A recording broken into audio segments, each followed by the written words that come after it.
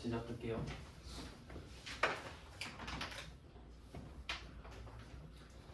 간이과세자, 일반과세자 구분했고요. 그리고 이 사업자들이 줄 수 있는 증빙이 있는데, 이 증빙은 증거죠, 증거. 우리 물건 사면 영수증 받잖아요. 이제 영수가 받았다라는 뜻이죠. 영수. 그 증거가 영수증이에요. 그러니까 영수증은 좀 포괄적인 개념입니다, 원래. 그러니까 물건을 샀다는 증거 정도가 되거든요. 그걸 조금 더 있어 보이는 말로 증빙이라고 하는데, 그 줄 수 있는 증빙이 일단 일반 과세자 같은 경우는 세금 계산서를 줄 수가 있어요. 세금 계산서, 증빙의 꽃입니다. 증빙의 꽃이에요. 세금 계산서. 이때 세금이라는 말은 부가가치세를 뜻하는 거예요. 그러니까 부가가치세가 따로 기재되어 있어요.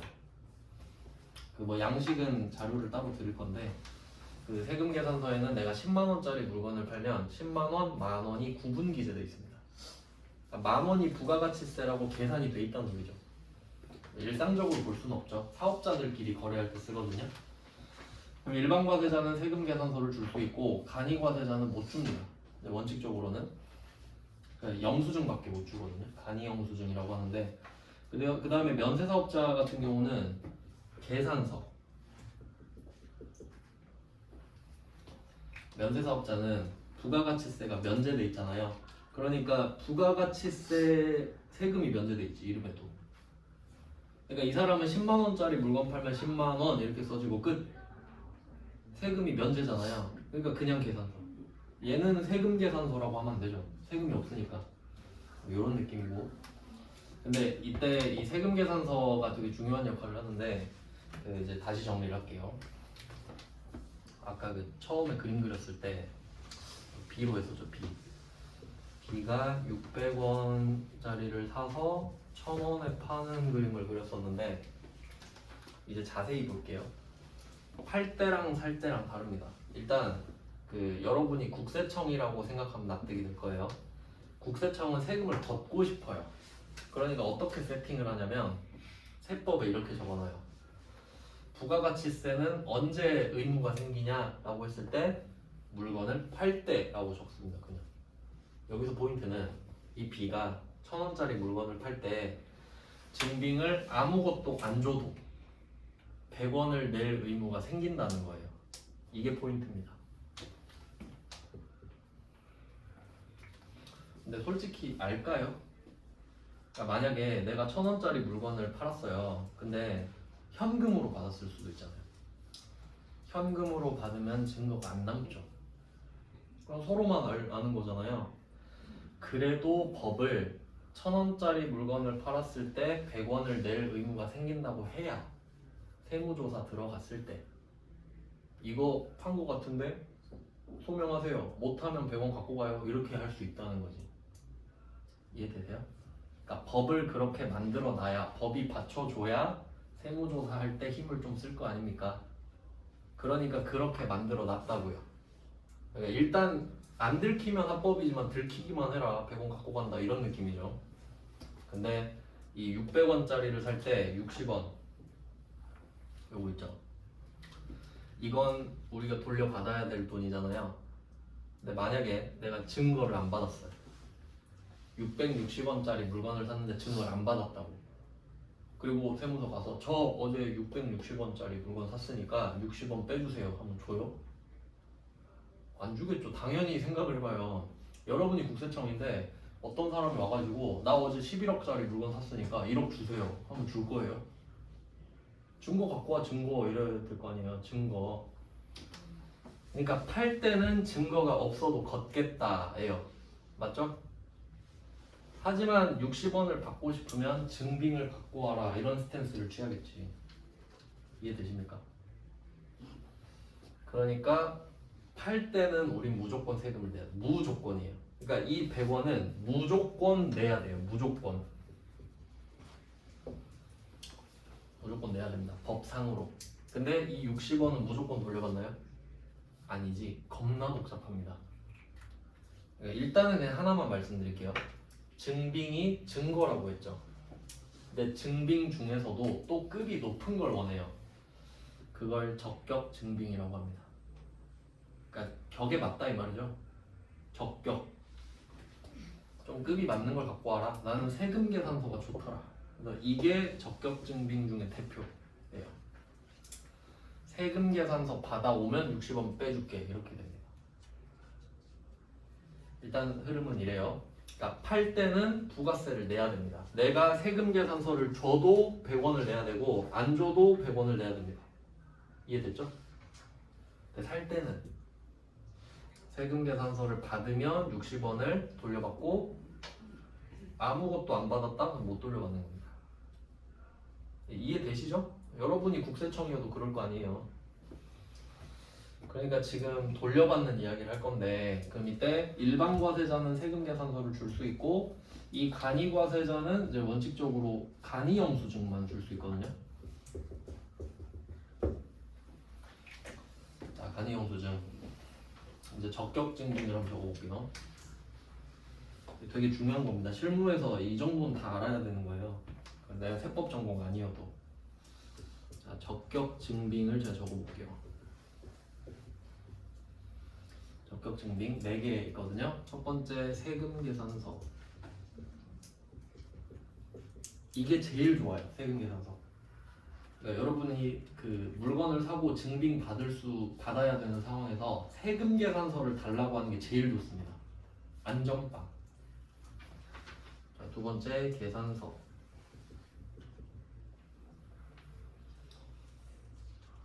근데 계산서는 적격 증빙이긴 한데 부가가치세는 없죠. 별로 의미는 없습니다. 근데 적격 증빙이긴 해요. 이따가 알려드릴게요. 그럼 세 번째는 신용카드 매출 전표입니다.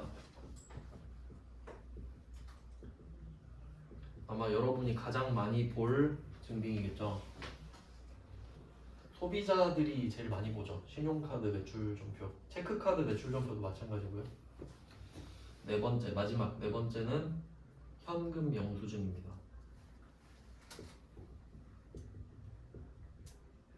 이게 적격 증빙의 범주거든요.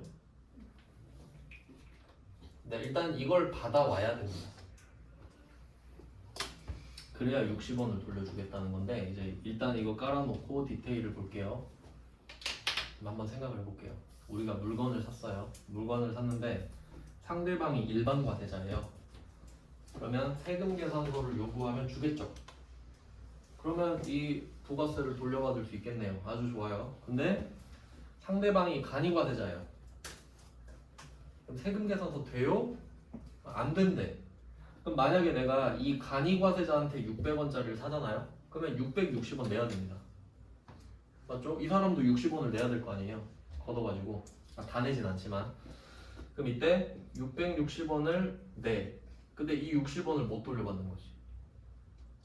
자 보세요. 간이 영수증이죠? 적격 증빙이 있어요? 그러니까 간이 영수증은 증빙은 맞아요. 증거는 맞잖아요. 아 물건 사셨구나. 근데 적격 증빙은 아니네요. 이렇게 돼요. 아 사신 건 알겠는데 저희는 안 되거든요. 이렇게 돼. 그러면 여러분은 누구한테 물건을 사고 싶을까요? 일반 과세자겠죠.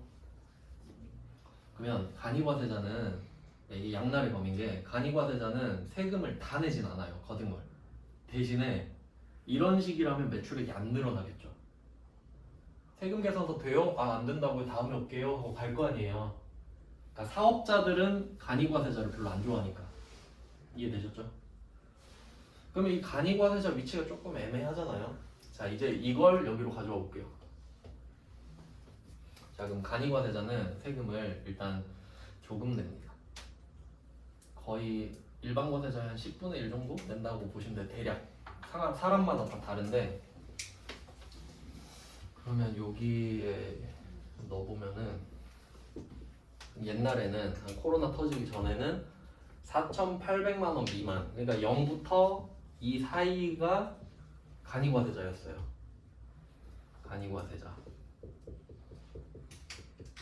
이 사람은 간이영수증밖에 못 준다 그랬죠. 그럼 이 사람들은 어떻게 살아야 되냐?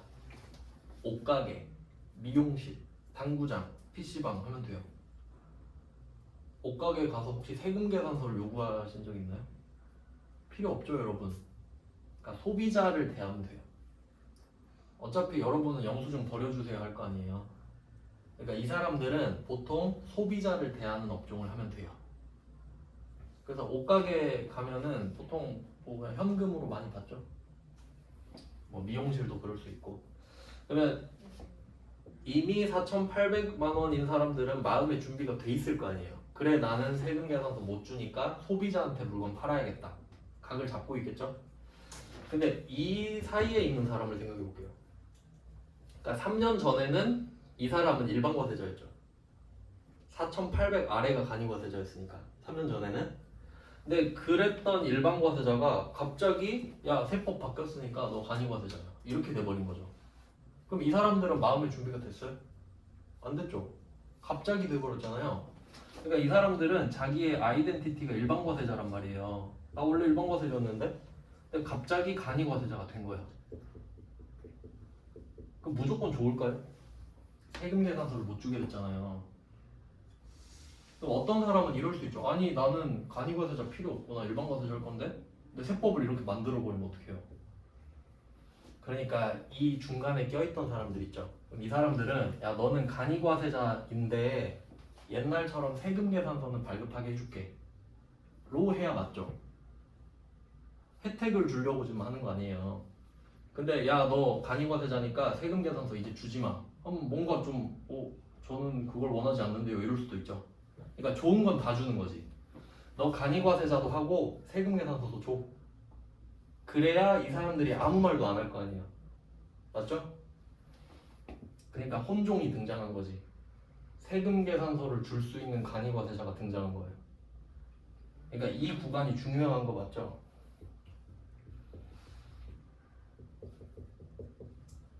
요게 포인트입니다. 이 구간. 개꿀 구간. 세금도 덜 내고 세금 계산서도 주고. 그러니까 구간이 세 개로 나눠진 거죠. 간이과세자 중에 세금 계산서를 줄 수 있는 간이과세자와 세금 계산서를 줄 수 없는 간이과세자, 그리고 위에는 일반 과세자. 3단계. 네, 이것 때문에 지금 4,800을 말씀드린 겁니다. 그럼 이 금액이 의미가 있는 거죠.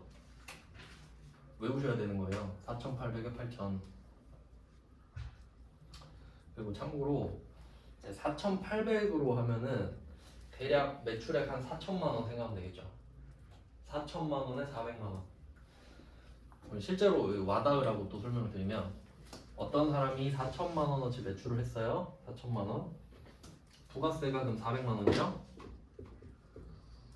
그럼 일반 과세자는 얼마를 냅니까? 400만 원을 내겠죠. 일반적으로요. 맞죠? 근데 4,400 미만이면 간이과세자죠. 4,800만 원 미만이면 간이 부가세를 아예 안 냅니다.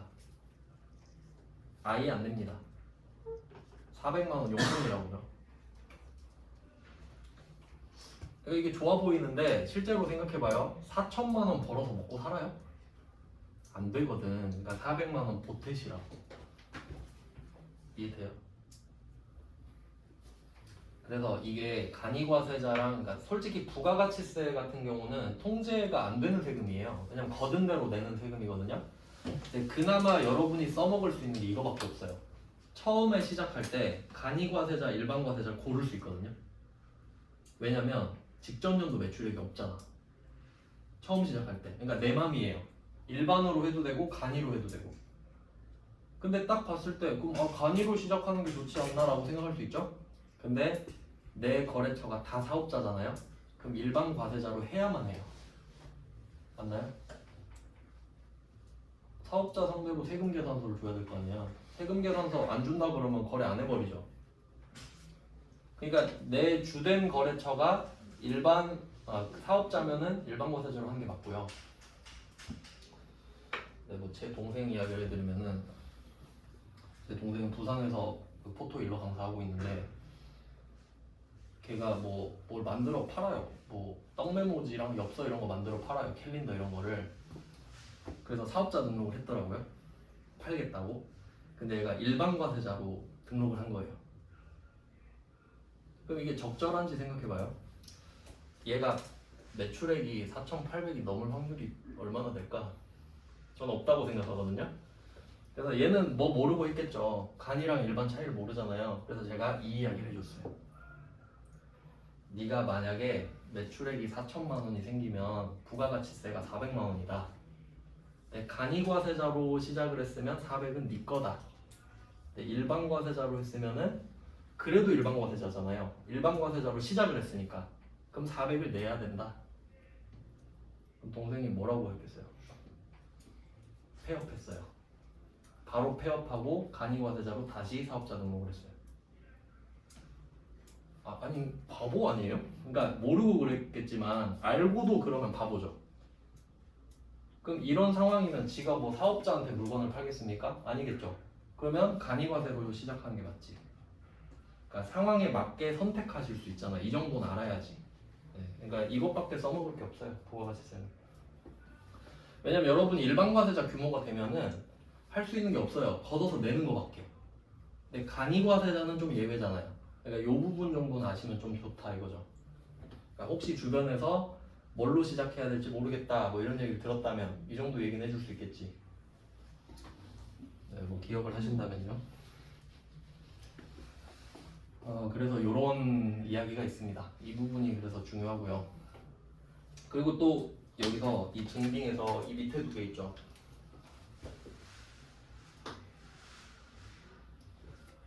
자, 요걸 한번 생각해 볼게요. 카드 전표는 우리가 카드를 내밀면 받습니다. 카드로 계산하면 카드 전표 주죠. 근데 이 카드 전표는 사업자는 다 줄 수 있어요. 그러니까 이 카드 전표를 줄 수 있는 사람을 생각해 볼게요. 면세 사업자. 줄 수 있겠죠. 사업자니까. 그럼 일반 과세자 당연히 되고 간이 과세자도 되겠죠. 그러니까 매출액에 상관없이 카드 전표는 줄 수 있다는 거지. 그럼 이 말은 뭐냐면 내가 물건을 사면서 상대방한테 세금 계산서 좀 주세요 하면 보통 이실직고를 하겠죠. 네 드릴게요 또는 전 못 줘요 이럴 수도 있잖아요. 근데 카드를 내밀면 그런 말을 굳이 할까요?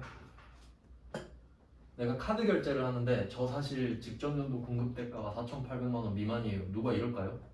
그냥 카드 전표를 주겠지. 이해되시죠? 그러니까 이 그 세금 계산서를 못 주는 사람도 카드 전표를 줄 수 있다는 소리예요. 맞죠? 그럼 내가 카드 전표를 받았잖아요. 여기 적격 증빙이라 써 있죠. 그럼 이 사람한테 원래는 간이 영수증을 받아야 되잖아요. 그 세금 계산서 못 주는 사람한테. 근데 카드를 내미니까 카드 전표를 준다 이거죠. 그럼 이 카드 전표에 써 있는 부가세를 돌려받을 수 있냐 이거예요. 그럼 그게 말이 되나요? 아니 이 사람이 원래 간이 영수증밖에 발급을 못 해요. 그럼 간이 영수증 받으면 원래 부가세 못 돌려받죠. 근데 내가 카드를 내밀었는데 카드 전표에 써 있는 부가세를 돌려받는다? 그럼 국세청이 바보입니까? 그렇게 해놨으려고? 그럼 그 사람한테 받은 카드 전표는 간이 영수증이랑 똑같습니다. 그래야 맞죠? 아 그럼 국세청 바보죠 진짜. 그럼 전부 다 카드로 팔면 되겠네. 아직 이해되시죠? 그러니까 얘는 전제가 붙어요. 세금 계산서 발급 가능 사업자 거. 세금 계산서 대신에 준 것만 된다 이 말이지. 간이 영수증 대신에 준 건 안 되겠잖아요. 당연히. 그러니까 여러분이 국세청이 돼야 된다고요. 절대 해주면 안 되지 그런 거는. 그래서 이걸 잘 아셔야 돼요. 그러니까 책 보면 맨날 적격 증빙은 4개입니다 이렇게만 말하거든요. 아무도 이거에 대한 설명을 안 해. 세금 계산서 발급 가능한 사업자한테 받은 것만 된다는 걸. 그러면 세금 계산서 못 주는 사람한테 카드 전표 받아서 막 제출하고 있는 거죠. 그럼 욕먹지. 부가세 못 돌려받으니까. 그래서 세금 계산서 발급 가능 사업자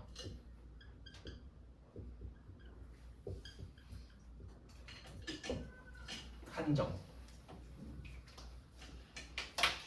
그럼 일단 직전 연도 4,800 미만인 사람한테 받은 건 안 되겠죠. 근데 이거를 이해하셔야 돼요. 보통 제가 막 세법 전공이에요 이러면은 꼭 하는 말이 뭔지 아세요? 다 외워야 되잖아요. 막 이래요. 근데 저는 좀 그렇게 생각을 안 해요. 물론 8,000이랑 4,800은 외워야지. 이건 논리가 없으니까. 근데 방금 이게 암기입니까? 이건 이해예요. 알고리즘을 이해하는 거예요. 네, 그래서 구조를 좀 이해하셔야 된다. 왜 해주고 왜 안 해줄까?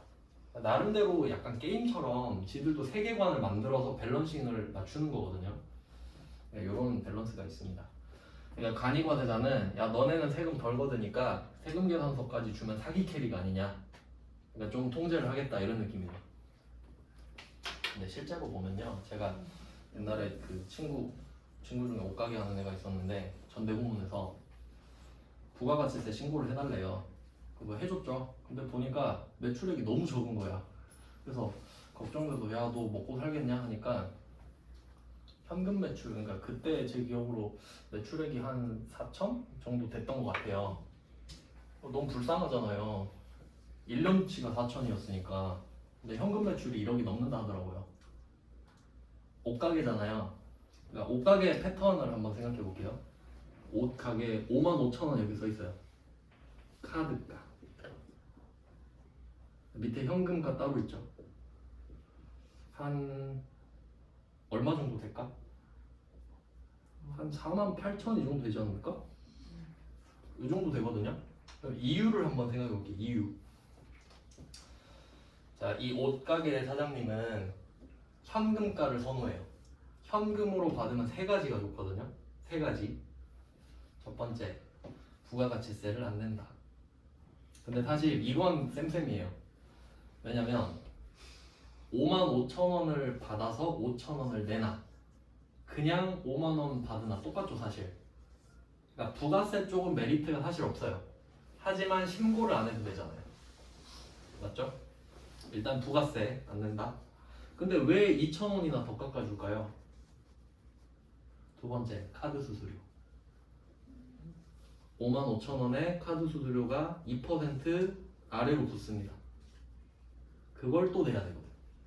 그럼 한 1,000원 되겠죠? 그러니까 더 깎아줄 수 있는 거예요. 카드 수수료도 안 내니까.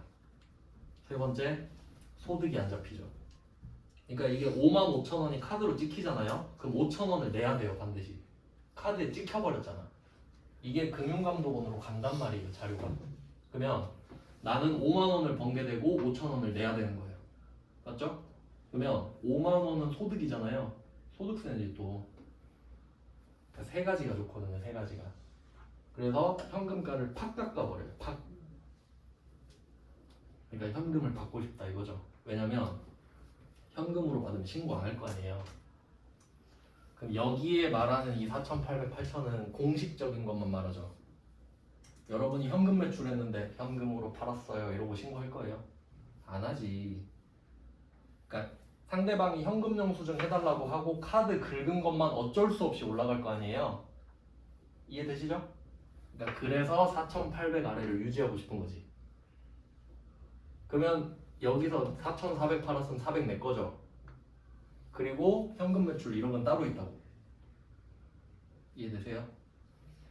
그러니까 이 4,800 아래를 유지하고 싶으니까 팍 깎아줘 버린다고. 현금 매출로 유도하려고. 이거 넘어가는 순간 세금 좀 내야 되거든요 또. 이해돼요? 그러니까 이런 게 간이과세자밖에 할 게 없어요. 그러니까 부가가치세는 내가 일반과세자가 되는 순간 통제가 안 되기 때문에. 알겠죠? 뭐 그런 게 있습니다. 네. 그래서 세금 계산서 발급 가능 사업자만 된다. 그 다음에 이게 적격증빙이 부가가치세만 배워서 좀 이해가 안 될 수 있거든요. 근데 도대체 계산서가 왜 있는 거지? 라고 생각할 수 있죠. 왜냐면 여기는 부가가치세가 안 써 있잖아요. 그래서 이게 좀 위험한 게 그런 말 들어보셨나요? 책을 한 권만 읽은 사람이 제일 무섭다. 한 권만 딱 읽은 거야. 그럼 그 사람의 신념은 딱 그거밖에 없죠. 근데 그게 제일 위험해요. 그러니까 그게 하루 강아지가 법 무서운 줄 모른다 이런 느낌이죠. 여기서는 부가가치 세법이 세법 중에 제일 쉽거든요. 그럼 부가가치 세법만 배운 사람이 제일 위험해요. 차라리 안 배운 게 나아요. 그럴 거면 이유를 설명드릴게요. 자, 이게 적격 증빙이잖아요. 얘가 두 가지 기능이 있어요. 두 가지 기능.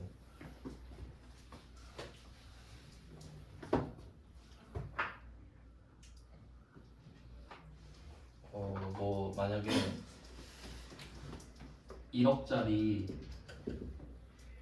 물건이 있다고 합시다. 1억에 1,000만 원. 그럼 이거에 대해서 적격 증빙을 받았다고 할게요. 적격 증빙. 그러면 이게 금액이 좀 크죠 지금? 그럼 이제 이 정도 금액이 되면 고민이 돼요. 1억짜리 물건을 사니까 부가세만 1,000만 원이잖아요.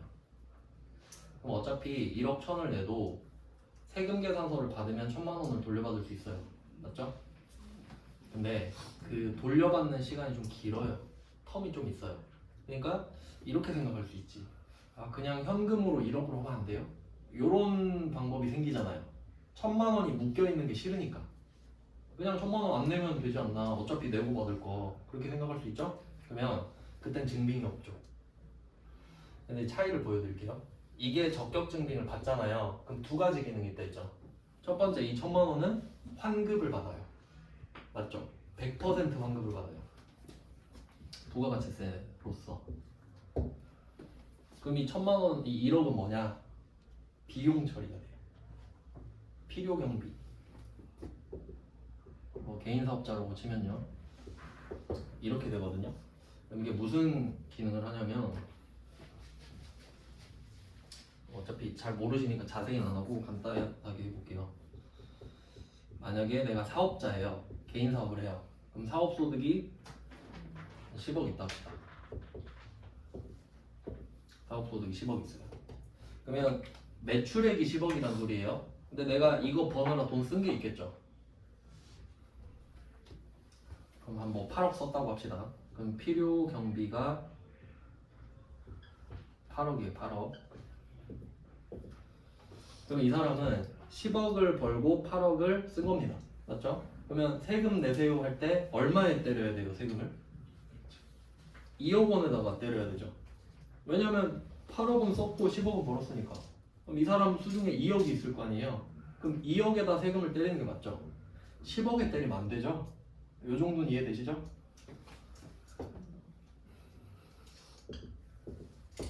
자, 그러면 이 두 개를 생각해 볼게요.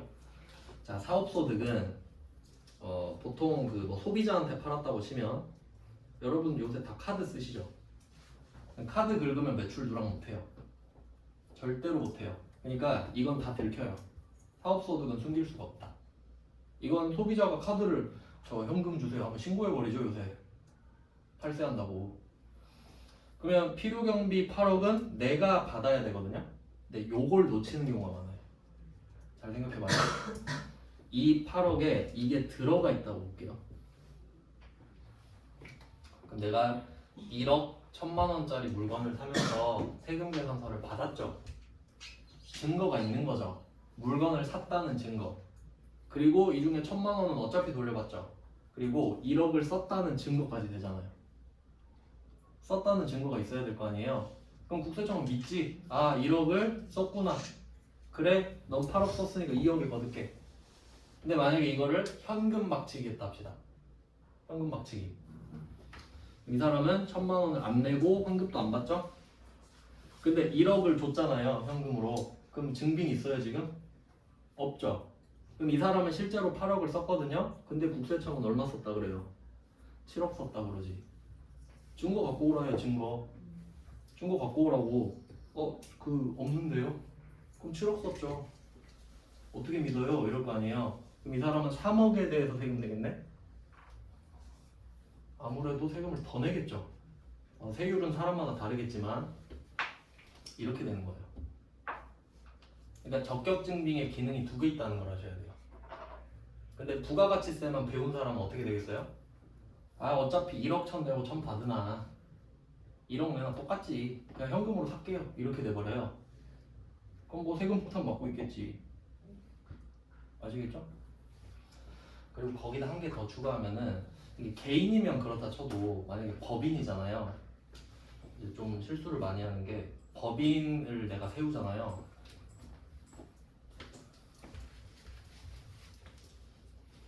A 법인을 만들었어요. 그럼 내가 B 개인이에요. 얘가 얘를 만들었다고요. 얘가 대표하겠죠, 대표. 뭐 법인 보고 야 네가 세금 신고해 할 순 없잖아요. 법인은 사실 사람이 아니니까. 그럼 내가 대표가 되는 거예요. 그럼 만약에 내가 이 법인에 1억을 주잖아요. 그럼 이게 법인 입장에서 자본금이에요. 그리고 1억 원어치 주식을 주는 거야. 그럼 내가 100% 주주가 되는 거지. 그러면 이 A 법인은 B의 말을 100% 들어야지. 그러니까 이게 법인 구조거든요. 그러니까 잘 보시면은 1억을 출자해줘요. 그러니까 내 돈으로 하는 게 아니라 1억을 줄 테니까 너의 소유권을 사겠다 이거거든요. 근데 이거 개념이 잘 없죠. 그러니까 법인에서 돈을 빼서 써버리는 거야. 그럼 이렇게 돼버리면 만약에 법인 돈이잖아요 지금. 그럼 내가 법인 돈을 1억 천을 세금 계산서를 안 받고 1억 현금으로 줘버린 거예요. 돈은 썼죠. 증거가 없죠. 그러면 법인에서 1억을 대표가 가져갔다고 봐요. 돈이 비잖아요 지금 1억이. 근데 세금 계산서를 받았으면 아 1억짜리 물건을 샀구나 이렇게 돼요. 증거가 있으니까. 근데 현금만 딸랑 주면 어떻게 해요? 1억이 빠져나가죠 그냥 법인 입장에서는. 그러면 아 이거 대표가 가져갔네 이렇게 돼요. 그러면 이 1억을 채워놔야 돼. 못 채우면 횡령이에요. 이해되세요? 그러니까 부가가치세만 배우면 제일 무섭다고 한 이유 아시겠어요? 액수만 보고 그러면 큰일 날 수도 있어요. 그러니까 결론은 세금 계산서를 잘 받자. 아시겠죠? 그러니까 적격증빙금 이제 계산서가 왜 있는지 아실 것 같은데. 자 계산서를 받으면은 우리가 1억짜리 물건을 산다고 할게요. 계산서 쌀을 1억 원어치 샀어요. 그럼 1억 써있죠. 필요경비 경비로 인정받을 수 있잖아요. 그 역할을 또 한다는 거예요. 그러니까 사실 부가가치세법을 배울 때는 계산서가 의미는 없지. 하지만 복합적으로 봤을 때 의미가 있다는 겁니다. 알겠죠? 그러니까 부가세만 배우면 좀 위험할 수도 있어요. 혹시 그럴까봐 말씀을 드린 거예요. 대략적인 흐름을.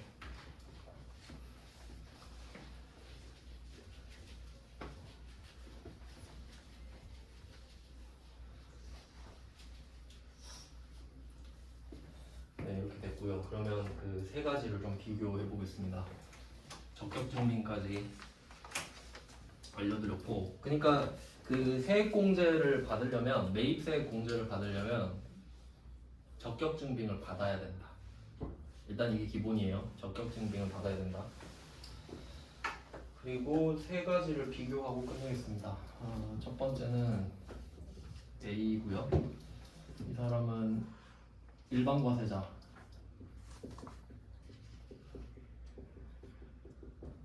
일반 과세자인데 국내에 물건을 파는 경우라고 할게요. 10%라고 하겠습니다.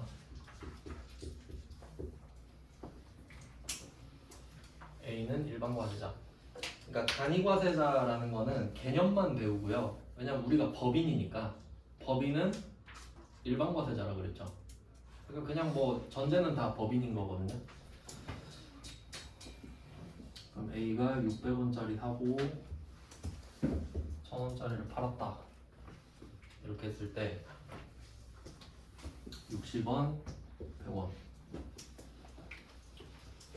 그럼 전제는 적격증빙을 받았다는 전제예요. 받았다. 그럼 이때 A가 납부해야 될 세액은 40원이죠. 손해 안 봐요. 그러니까 요거를 어떻게 해석하시면 되냐면 이 선이 있잖아요. 수평선 있죠? 여기서 아래가 부가가치세고 이쪽 위가 매입액 매출액이죠. 그러면 이걸 구분해서 쓰면 일단 이 파란 색깔은 손해를 절대 안 봅니다. 맞죠? 100원은 걷었으니까 내고 60원은 냈으니까 돌려받잖아요. 그러니까 40원 내면 끝나죠. 100원을 걷었는데 60원은 나 가지고 40원만 넣어줄게. 그럼 이거는 손해 하나도 안 봤죠. 자, 그럼 이걸 지우고 위에 600원, 1000원만 보는 거예요. 그럼 이게 회계에서 수익 비용이거든요. 그러니까 부가세 빼고 생각해야지 수익 비용을. 그럼 얼마 벌었어요? 400원 남았죠. 그럼 이 400원에 대해서 법인세를 내는 거예요. 이해돼요? 아래쪽은 부가가치세잖아요. 부가가치세는 거둔 만큼 내야지. 100원 걷었으니까 100원 내고 60원 냈으니까 60원 주세요. 그럼 이게 정리돼서 40원이죠. 그러니까 부가가치세는 정해져 있잖아요. 금액이. 그러니까 정해진 금액 내면 돼. 그러니까 얘가 통제가 안 된다고요. 내가 얘를 덜 내고 싶다고 덜 내면 되나요? 안 되지. 40원 내야지. 그럼 부가가치세는 이렇게 40원 내고 40원을 내고 위에서는 1000원을 벌고 600원을 쓴 거죠. 그럼 실제로 400원이 남아 있어야 되잖아요. 그럼 그 400원에 대해서 세율을 때려서 법인세를 낸다고요. 2억까지는 11%거든요. 그러니까 지금 400원 남았죠. 여기다가 11%가 법인세예요. 그럼 44원 낼 겁니다.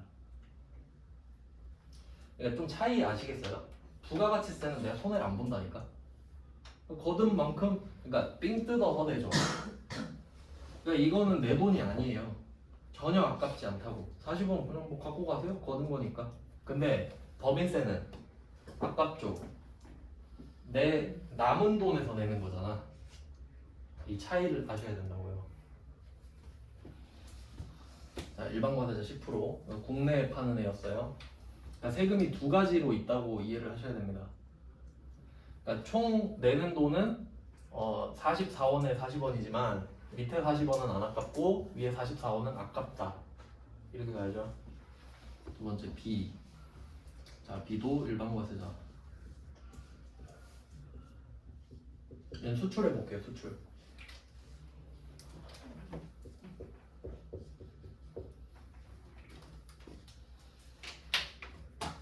그리고 전제는 이 사는 물건이랑 파는 물건이 별개라고 할게요. 별개.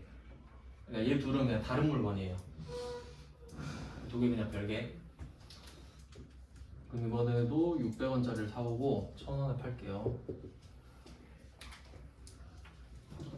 그럼 사올 때 60원 냈고, 네, 이 물건을 수출할 거거든요. 수출. 수출할 때는 부가세가 0%라 했죠. 0세.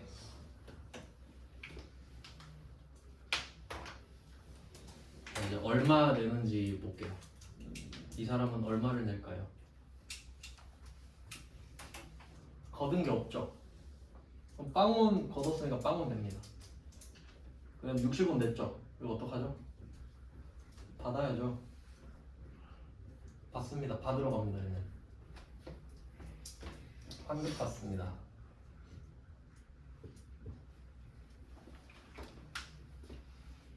세법에선 마이너스가 세모예요.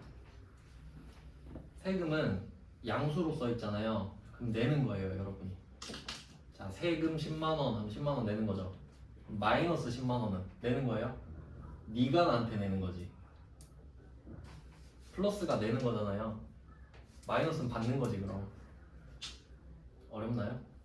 10만 원 써 있으면 내는 거, 마이너스 10만 원 받는 거. 내는 거 받는 거밖에 없는데. 그러면 60원 달라고 해야죠. 60원 냈으니까 주세요. 저 손해보면 안 되는데. 받으러 갑니다. 그러면 얘는 주러 가고 얘는 받으러 가죠. 그러니까 느낌은 얘가 더 좋죠. 받는 게 더 좋잖아요. 근데 둘이 똑같죠. 둘 다 손해 안 보잖아요. 뭐 B는 이득을 받나요 혹시? 얘는 이득을 받나요? 아니지. 얘는 걷었으니까 내는 거고 얘는 안 걷었으니까 못 내는 거죠. 이해되십니까? 근데 기분은 얘가 좋다고. 근데 실제로는 B가 좋아요. 왠지 말씀드릴게요. 우리는 지금 세법을 체계적으로 배우는데 사업자들은 모른다 했죠. 그럼 이 사람이 1,100원을 받잖아요. 1,100원을 다 썼어. 그래도 100원을 낼 의무는 안 사라지죠. 그럼 이거 100만 개 팔면 1억 원이라 그랬죠, 부채가. 그러니까 얘는 있으니까 쓰잖아요. 근데 얘는 어때요? 없으니까 못 쓰지. 그러니까 얘는 세금 관리의 필요성이 없죠. 아 근데 물론 이 둘이 다른 사람이냐 그러면 아니에요. 둘이 같은 사람이에요. 얘 둘이 같은 사람이에요. 국내에 팔 땐 A, 수출할 땐 B가 되는 거라고. 알겠죠? 얘 둘이 같은 사람이에요. 그러니까 유형을 A, B로 한 거지 얘 둘이 한 몸입니다. 이걸 이해하셔야 돼요. 아 왜냐면 국내에만 물건 팔고 수출만 하고 이러나요? 아, 너무 극단적이죠. 둘 다 하겠지. 국내도 팔고 수출도 할 거 아니에요. 그러니까 이게 섞여 있겠지 한 명이. 결론은 손해를 안 본다죠. 그다음 여기다가 마지막 C 면세사 업자.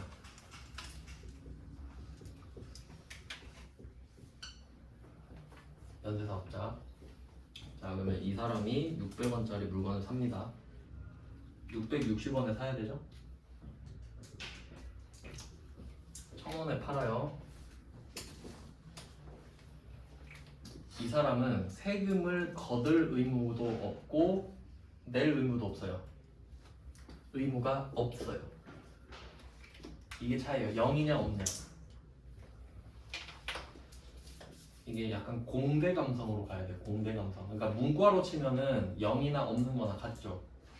하지만 여기는 널 값이 없음. 그러면 이게 무엇을 의미하냐면 얘는 의무가 없는 거거든요.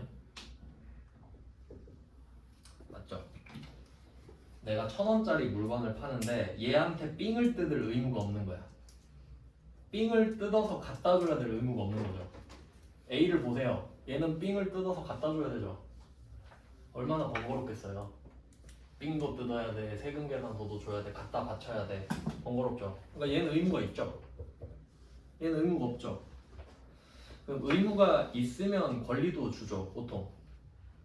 우리가 세금을 내는 대신에 길도 깔아주고 그러잖아요. 그럼 얘는 의무가 없잖아요. 그러면 이 60원을 돌려받는 건 권리죠. 그럼 얘 줄까? 권리를? 안 주죠. 야 너는 뭐 내가 너한테 시키는 것도 없는데 내가 너한테 뭘 해줘야 돼? 이런 느낌이에요. 그러니까 이게 무슨 의미냐면 얘는 1000원짜리 물건을 팔 때 상대방한테 100원을 안 걷어도 되죠. 안 내도 되죠. 얘는 세무서에 안 가요. 의무가 없잖아. 납세자가 아니라 그랬죠. 납세자가 아닌데 여러분 세무서 가나요? 심심하면 한 번씩 가고 그래요? 얘는 안 간다고요, 세무서에. 그럼 너는 내로 안 오니까 돌려받을 오지도 마. 오지 말라고 영영. 그럼 너는 그냥 60원 내고 살아. 이렇게 되는 거예요. 의무가 없다고. 권리가 없다고. 근데 이거 보니까 우리랑 똑같아요. 여러분이 당근마켓에서 1000원짜리 물건을 판다고 할게요. 혹시 부가세를 고려해서 1100원에 팔고 싶으신가요? 세무서는 여러분한테 100원을 내라고 한 적이 없어요. 사업자가 아니니까요. 그럼 여러분은 1000원짜리를 1000원에 팔겠죠. 의무가 없으니까. 맞죠? 1000원을 받았어요. 결국 편의점 가서 660원짜리 음료수를 사 먹는 거예요. 혹시 60원을 돌려받고 싶은 생각을 한 적이 있나? 없죠. 소비자랑 똑같죠. 비사업자 그러니까. 비사업자예요, 비사업자.